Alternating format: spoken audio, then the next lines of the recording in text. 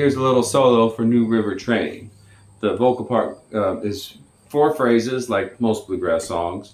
It goes like this. Riding on that New River train, riding on that New River train, that same old train that brought me here is gonna carry me away again. Okay, so we find the melody.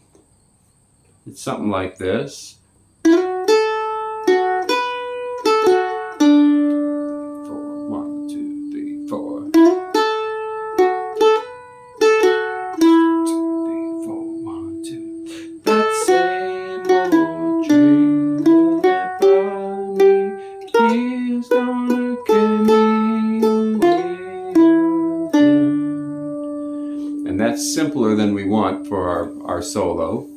Perfectly fine melody, and you can certainly play that and it'd be a fine solo, but we're going to make something a little fancier. I guess the first thing I'll tell you about is fills. So we're going to fill in the space in the melody. Riding on that New River train. Little lick in there. Here's the lick I used.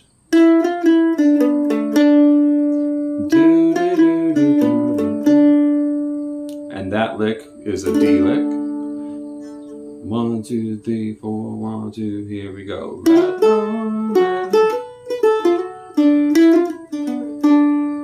And it's just like if a guy was singing it and another guy over here played a little fill on his instrument. That's exactly how this goes.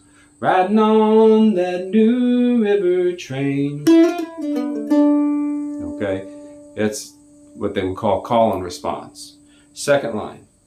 Not riding on that New River train. And then it's an A chord there, so I'm going to do an A fill. Here's my A fill. Do, do, do, do, do, do, do. That starts on E. Ends on a C sharp. That same old train. And those are the 2 fills basically in the song, okay? That I did one more fill at the very end of that.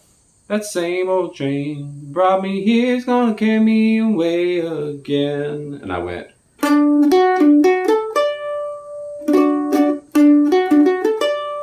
So I guess I did 3 fills in that break.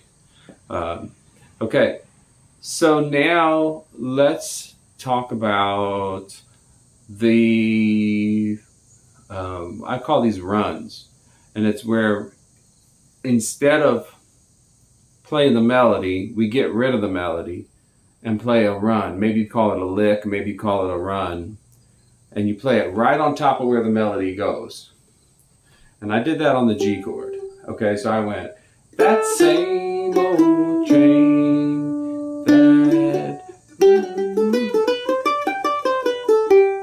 Now there is nothing in the song that sings, but that just covers up that melody. The melody is, brought me here. It's sort of like that, but we kept going.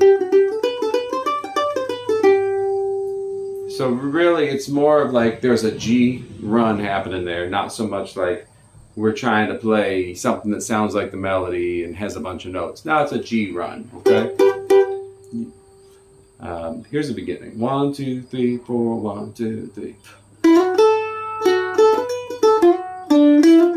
Fill. Here's fill. That same old train. And now I go back to the melody. And finally, kind of an ending fill.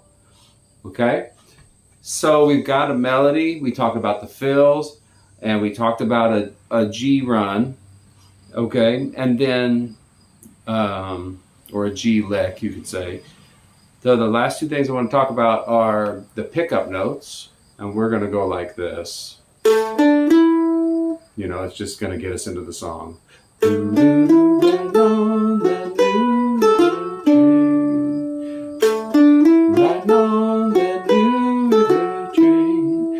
there's no words there. I mean, I guess you could think there are words there like, oh yes, I'm riding on, you know, but it's not there. It's but a pickup note so that everybody else know where to come in.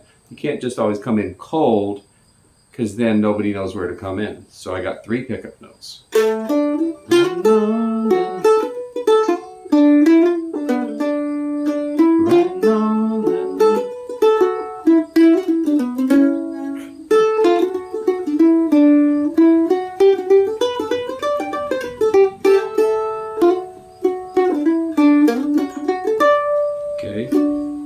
Slight change on that version. And then the last thing I want to talk about, and this does take some time to get good at, is to keep the pick moving a little bit when there's a long note. And some people say, well, is it supposed to be on half notes? Is it supposed to be on, I don't know, but however long that note is supposed to be, you can keep the pick going. Riding on, the fiddle will draw his bow. Boom, bum, boom, bum, ba, boom, boom. I keep air moving through my lungs. Riding on that new river train. Well, the mandolin note, you hit the mandolin string and it starts to decay immediately. So we use a type of tremolo.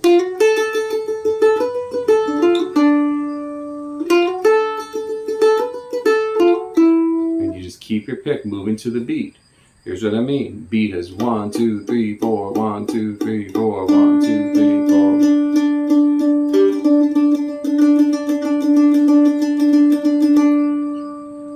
You start hitting those double notes.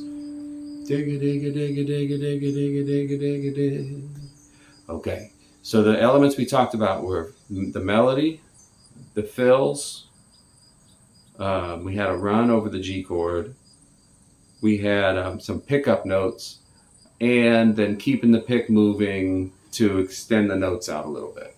So here's the whole solo again. 1, 2, 3, 4, 1.